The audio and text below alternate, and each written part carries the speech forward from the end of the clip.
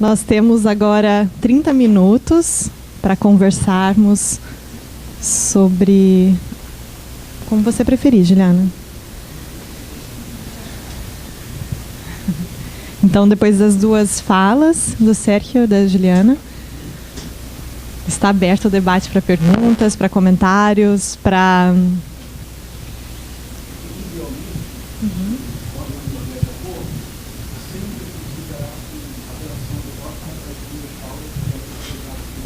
Tá certo. Obrigada.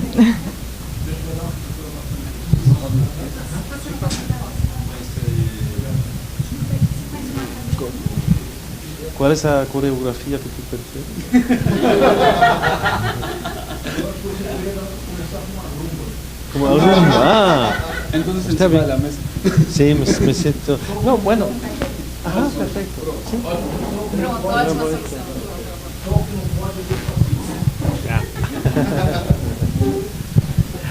Bueno, antes de nada quisiera dar las gracias por tantas ideas y tanto espíritu estudioso, digamos, que realmente en más de un sentido me han sorprendido de forma muy positiva.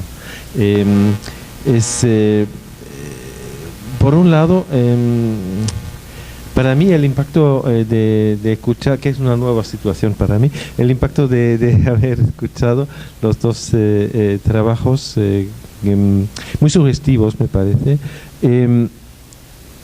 han salido una serie de obsesiones mías también, ¿no? O sea, obsesiones que me parece que en un tejido científico siempre hay obsesiones, ¿no? Y entonces esta dimensión, digamos, de buscar esas obsesiones es algo que no siempre le es consciente a una persona, ¿no? Que las obsesiones nos persiguen y no siempre perseguimos las obsesiones. Y en ese sentido, pues he aprendido mucho. Y también creo que han surgido, quisiera dar formular una respuesta más bien conjunta, ¿no? Y no por separado. Entonces, dentro de ese tejido de obsesiones, de escritura, formas de escritura, etcétera, también habéis destacado toda una serie de conceptos, ¿no? Conceptos de escritura, conceptos de ciencia, etcétera, tolerancia, conceptos de lugar o desplazamiento, que me parece que están siempre en juego cuando uno escribe sobre algo que digamos construye la no oposición entre ciencia y arte, ¿no? Creo que efectivamente la dimensión relacional ahora, bueno, podríamos ligarla contrariamente a lo que he hecho en mi exposición con la figura de Alejandro de Humboldt, por ejemplo. Digamos, ese teorema, Alles Wechselwerk, con todo es interrelacionado, no pone énfasis en la Beliebigkeit, ¿no? en lo que no es, en lo que,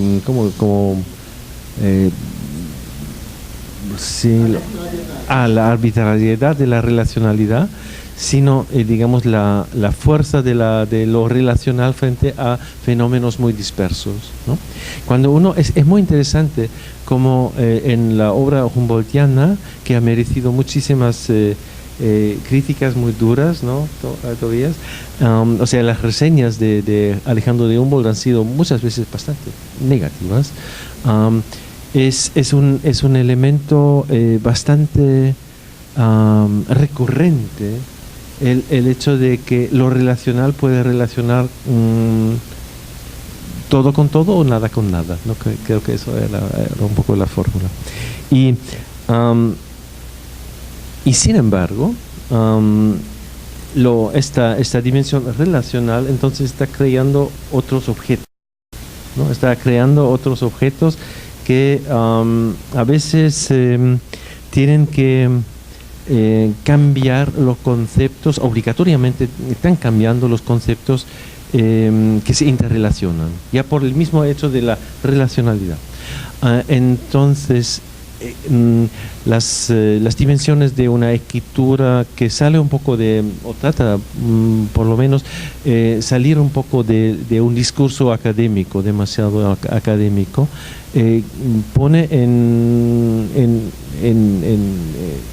tela de juicio la necesidad de cada generación como para, digamos, de reinventar un discurso, ¿no? Ahora, cuando digo cada generación, durante vuestras exposiciones he pensado que ya estoy superando, digamos, el esquema generacional. Porque entre el 91, que es la fecha de la publicación del primer libro, y ahora, 2017, ya son más de una generación científica, que en general son 25 años o algo así, entre 22 y 25 años, ¿no? Y no por el aire acondicionado, es un pensamiento bastante escalofriante. Claro, es algo que le puede pasar a uno si pensamos en Humboldt, que ha publicado libros durante 70 años. Qué sueño. Entonces, sueño en el sentido positivo, ¿no? Entonces, es algo que es me parece sumamente importante. Destacar esa cualidad, digamos, transformadora dentro de una generación o más. Entonces, creo que el concepto de ciencia en la época humboldtiana, en un momento determinado ha sido uno, y luego después de las intervenciones de Humboldt o de la ciencia humboldtiana ha sido diferente. Entonces, con eso no quiero establecer una comparación con Humboldt, sino una especie de pregunta epistemológica, ¿no? ¿Cómo podemos definir el concepto de ciencia, de la relación entre ciencia y escritura, que es más o menos, digamos, el diálogo entre vosotros también, ¿no? ¿Cómo podemos mantener esa, digamos, tensión de forma, o desarrollar esa tensión de forma productora, ¿no? Y en el sentido, digamos, de otro concepto, tolerancia, no voy a insistir mucho sobre eso, pero formaba parte de un debate en Brandenburgo para la integración de extranjeros, Ausländer, ¿no? En la época de entonces, y el concepto político de la clase política en Brandenburgo, y por eso habíamos invitado a muchos políticos a ese debate sobre tolerancia, ha sido, digamos, tenemos que volver a la tolerancia de Federico el Grande frente a los hugonotes, a los franceses, a los inmigrados, ¿no? Y lo que no era precisamente mi posición. Y entonces yo veía con alguna, digamos, con ojos un poco críticos el concepto de la tolerancia, y lo sigo viendo así. Pero digamos, un concepto clave para los debates de ahora es cómo definir la ciencia que nosotros normalmente nos inventamos muy Literaturwissenschaft, o sea, Literaturwissenschaft es un concepto bastante corriente en Alemania, o sea que se utiliza el concepto de ciencia, ¿no? O sea que no es un reclamo, contrariamente al mundo anglosajón, donde todo eso no es ciencia, ¿no? It's not science, it's criticism or whatever. Entonces creo que es una posición, es un elemento muy estratégico de lo que se trata. Y ya en la época humboldtiana hay una introducción que él luego escribe en el 49, o sea, casi 40 años después de la primera edición de Ansichten der Natur, donde habla de la necesidad de unir una meta literaria con un discurso científico, ¿no? O sea, poner, digamos, es construir un puente entre ciencia y literatura, entre estética y saber disciplinado, ¿no? Entonces, hasta cierto punto, escuchando las dos intervenciones, me ha parecido que estamos todavía en este mismo, hasta cierto punto, en este mismo paradigma. No me había planteado esto así, pero me parece que puede ser una Lebensfrage, una pregunta, digamos, de vida o sobre vida, digamos, para sobrevivir, porque el libro también pone esa Aufgabe, ¿no? No es muy fácil, me parece la traducción, Omissão, es realmente excelente. En alemán, Aufgabe es aufgeben también, o sea que abandonar, ¿no? Entonces es una cuestión de vida o muerte de la ciencia. Entonces mantener el concepto de la ciencia, por lo menos en el mundo germánico, germanófono o germanófilo, es algo muy importante, parece, porque dejar lo científico, como dejar el concepto de la vida, es una omisión, es una Aufgeben, es una Aufgabe, es una, digamos, abandono de una de las tareas principales que nos toca construir. Y entonces esta dimensión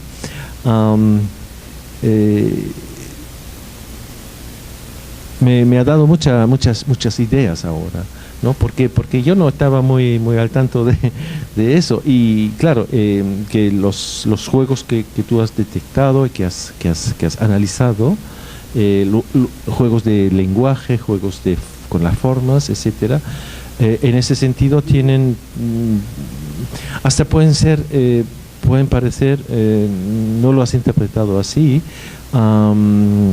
afortunadamente, pueden ser superficiales, pero digamos tratan de reconcebir una ciencia que propone su propia idea de ciencia, ¿no? Y esa digamos autoridad como para definir el propio campo, creo que es imprescindible mantener esa autoridad, ¿no? En el caso de Humboldt ha sido eso, ¿no? O sea que utilizaba formas que no se aceptaban en la ciencia, ¿no? Incluso sus propios amigos le acusaban diciendo: tú no sabes cómo escribir un libro, ni idea tienes, ¿no? Y, o sea, de esa forma, muy dura, ¿no? Tú no tienes idea, déjalo, ¿no? Entonces, creo que esta dimensión, ese potencial, digamos, y esa potencia también de cómo organizar un campo que luego vamos a desarrollar, ¿no? Es una pregunta que quizá no tiene, para mí es muy importante, pero no solamente para mí, ¿no? Quizá es la Lebensfrage, es la cuestión de vida o muerte de una ciencia, y en ese sentido tenemos que inventar recursos que podemos robar en cualquier otro terreno, y preferiblemente en el arte, preferiblemente en las artes, ¿no? También. Es decir que para que no se defina lo que es la ciencia literaria, la Literaturwissenschaft, ni por el campo del poder, o sea, Literaturwissenschaft als Machtspiel, como un juego de poder, ¿no? Ni como digamos una definición de lo que es la ciencia por las ciencias llamadas duras o las ciencias llamadas exactas, que definen lo que es la ciencia, y el resto es digamos el desvío, ¿no? Sino que mantenemos la autoridad sobre lo que podemos definir como ciencia de una forma diversa, diferente, divergente incluso, ¿no? Pero que no lo demos ese poder a otras instituciones que luego nos digan lo que es la ciencia, y que de todas formas solamente digamos una sola variante de ciencias sea la que es la ciencia, ¿no? Entonces de ahí toda la importancia de la escritura, parece, ¿no? Y de también quizá también la provocación, ¿no? La dimensión polémica, porque eso es la sal que necesitamos en nuestras ciencias, y efectivamente es el motor que nos tira hacia adelante, ¿no? Que realmente, digamos, la polémica, la provocación forma parte de nuestras ciencias, ¿no? Porque si no, no vamos a llegar a ningún movimiento importante. Quizá una última observación. Claro, has detectado muy bien todos los robos que he cometido, ¿no? Pobre Cortázar, ¿no? Además tratando de mejorar a Cortázar, ¿no? Y no he cometido los errores de Cortázar cuando está hablando de lo pasivo, etcétera, etcétera, que todos conocemos. Entonces, sí, es que creo que Barthes, por ejemplo, ha hablado de ese robo, de esos robos, Sprachendiebe, de los robos lingüísticos.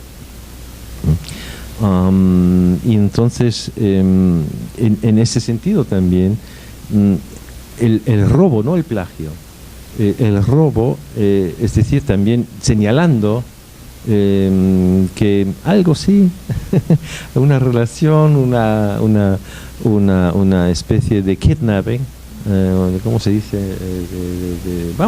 Y todos los desvíos relacionados con ese tipo de kidnapping epistemológico, ¿no? Y la importancia y no solamente son los kids, ¿no? O sea, Julio Cortázar era una persona mayor, ¿no?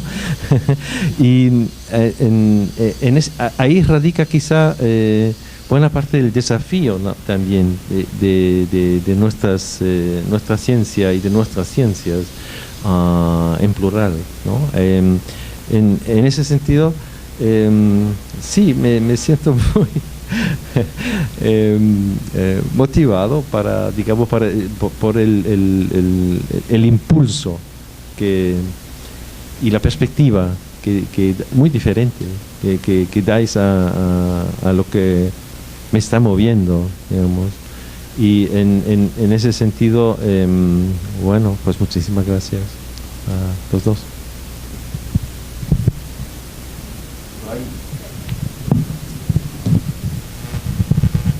Obrigada, Otmar. Nós temos ainda 14 minutos e ficaríamos bem contentes em termos mais comentários e perguntas. Alguém gostaria de se pronunciar? Por favor. Vou passar o microfone.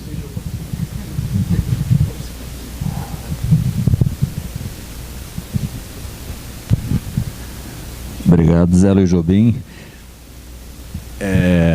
Bem, muito interessante a sessão. Eu só gostaria de acrescentar alguns dados a respeito das próprias intervenções, no que diz respeito principalmente eu creio, a estrutura dentro da qual se institucionaliza aquilo que a gente chama de produção do saber nessas instituições a que nós chamamos universidades, e dentro de países nos quais se crê e se tem como base que é nessas instituições que se faz a pesquisa e se produz o saber sobre as coisas reais, né? Eu acho que o Otmar tem toda a razão quando ele coloca que há uma necessidade mesmo, que não é só especificamente de nós que trabalhamos com esse objeto que nós chamamos de literatura, mas que faz parte dos jogos de poder institucionais, né? Para o bem ou para o mal, não estou defendendo nem dizendo, mas é assim que funciona, né? O sistema, e não só em um país específico, é uma coisa bastante genérica, pelo menos no Ocidente, né? Que efetivamente haja uma marcação de terreno, né? Pela qual se presuma que haja pré-requisitos para a autoridade de se falar sobre um determinado objeto, e isso implica em uma série de outras coisas, como, por exemplo, né, protocolos, práticas discursivas, modos de conhecer que são, de alguma maneira, normatizados, né, e para o bem e para o mal, né? Tudo isso, né? Tem um aspecto positivo e tem também o seu aspecto negativo. E quando se fala, inclusive, de você trabalhar num determinado campo disciplinar em mais de uma geração, que é o caso do Ottmar, né? E foi o meu caso também, está sendo, porque ainda não morri, né? Como ele, né? Literalmente. Embora no caso dele há controvérsias, porque já estamos falando da obra dele, né? Então tem sempre, ao longo dessas muitas décadas nas quais eu tenho trabalhado no campo, né? Efetivamente, sim, tem uma prática discursiva pela qual, em determinados momentos, para falar de determinadas questões, você tem que invocar determinados autores, ainda que você não seja para concordar com eles, né? Mas assim, são pontos de referência, são marcas, né, discursivas com as quais você tem que dialogar, seja para concordar, seja para discordar, seja para acrescentar, né?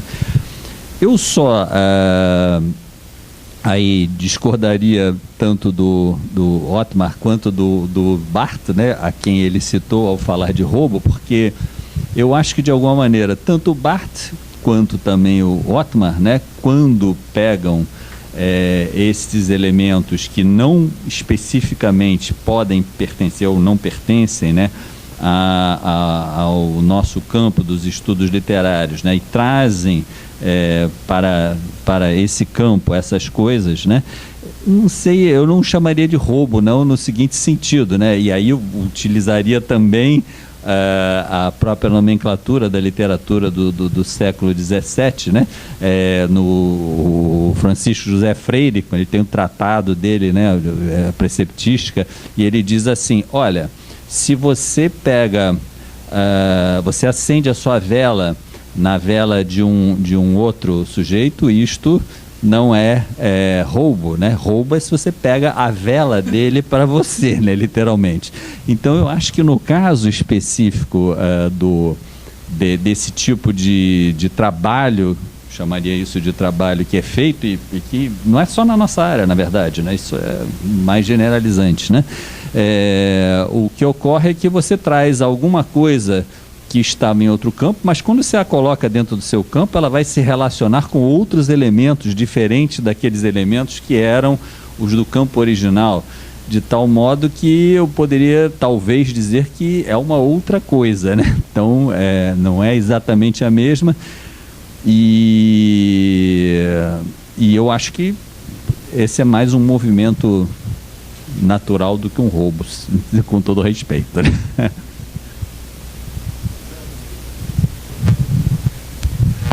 Muchas gracias. Un pequeño comentario muy breve. Hay una escena muy famosa en la literatura francesa cuando el poeta no sabe cómo terminar la rima. Y entonces deja decir al personaje, au voleur, au voleur, au voleur, au voleur. Y entonces llena así prácticamente el vacío, ¿no?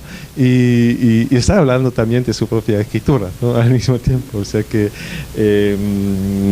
sí, bueno, pero tú querías.